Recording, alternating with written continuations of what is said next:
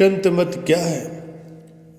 संत मत का अभिप्राय है संतों की मति पर चलना। संत मत में सबसे मुख्य 3 बातें हैं: सद्गुरु, सत्संग और सत्य नाम। संत मत में इन तीनों से ही संबंध जोड़ना पड़ता है। जब तक इन तीनों से संपर्क नहीं किया जाएगा तब तक वास्तविक उद्देश्य अर्थात आत्म कल्याण नहीं हो सकता। सर्वप्रथम मनुष्य को सद्गुरु से मिलाप करना है, उनके सामीप्य में रहना है, उनके पवित्र वचनों को सुनना है अर्थात उनका सत्संग करना है। उनके पावन उपदेश और वचनों को अपने हृदय में धारण करना ही मनुष्य का प्रधान धर्म है। इसके पश्चात सद्गुरु से सत्य नाम अर्थात सुरत शब्द योग का भेद बतलाएंगे, जिसकी साधना और अभ्यास करने से जीव के सब सांसारिक और मायिक बंधन कट जाते हैं। ये सत्य नाम क्या वस्तु है?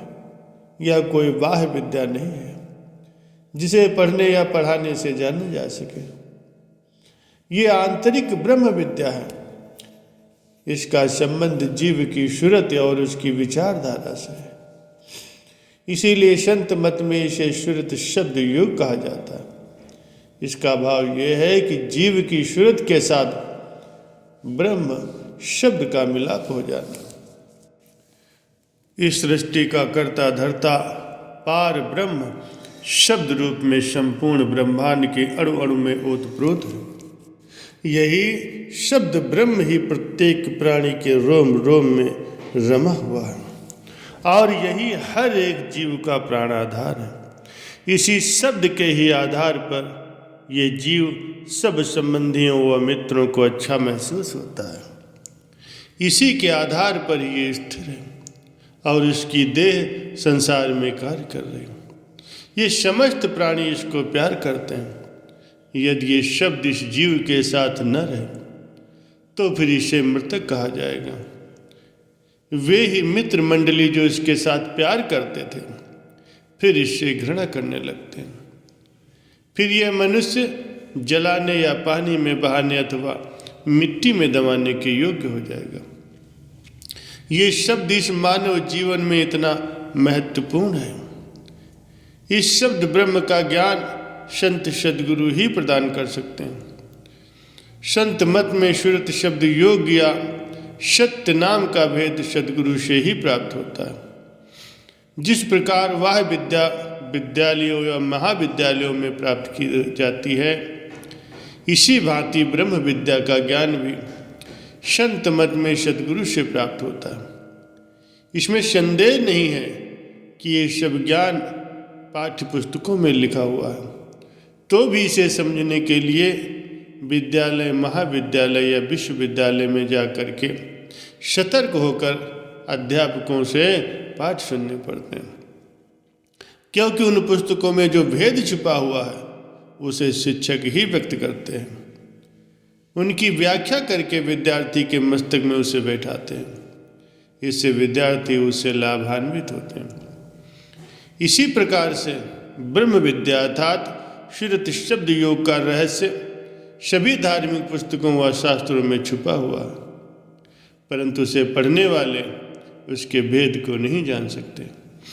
वे कई बार उन पुस्तकों को पढ़ते हैं किंतु उन पर वो भेद स्पष्ट नहीं होता। ये भेद उन पर तभी स्पष्ट होगा जब वे संत सद्गुरु की शरण में आएंगे। सद्गुरु उन गूढ़ रहस्यों को उन्हें समझाएंगे, तब वे जान सकेंगे कि उन धार्मिक पुस्तकों में क्या लिखा हुआ और सत्पुरुष उन ग्रंथों में क्या भेद छोड़ गए हैं। उस राज को जान करके ही उन्हें पुस्तकों को फिर से पढ़ने से उन्हें अत्यधिक प्रसन्नता प्राप्त होगी।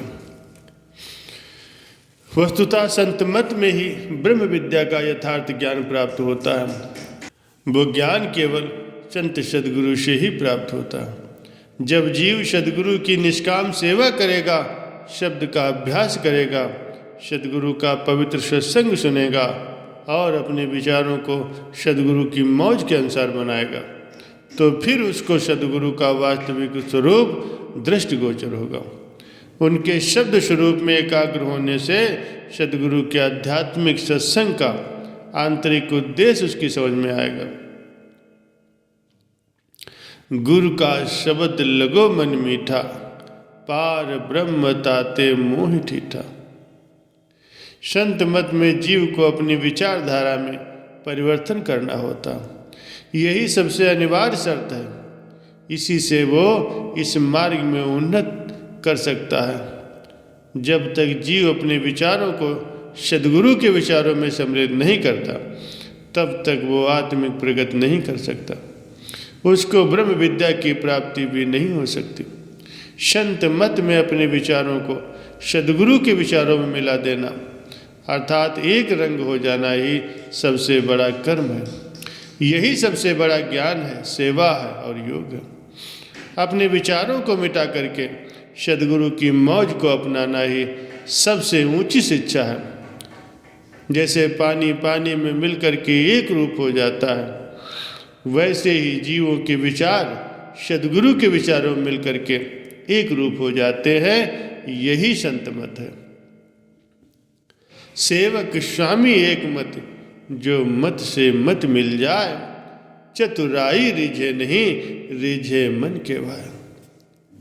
सेवक और स्वामी, जीव और सद्गुरु तभी एक मत हो सकते हैं जब जीव सद्गुरु की मौज के अनुसार आचरण करे, सद्गुरु की आज्ञा अनुसार तन मन धन से सेवा करे। जब तक तन मन धन से सेवा नहीं करेगा, तब तक उसे परमात्मा की प्राप्ति नहीं हो सकती। जब मन सद्गुरु के ध्यान स्मरण में लगेगा, तो उनके विचार धीरे धीरे सद्गुरु के विचारों में लीन हो जाएंगे। पुनः ऐसा समय आएगा जब वह सद्गुरु की कृपा से एक मत हो जाएगा। संत मत में सबसे विकट समस्या यही होती है कि जीव अपने विचारों का त्याग नहीं करता।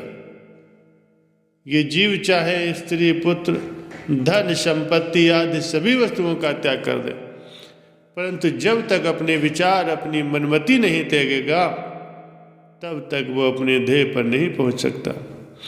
संत मत के जितने भी महान आचार्य हो गुजरे हैं, जैसे परम संत श्री कबीर साहब, गुरु नानक देव जी,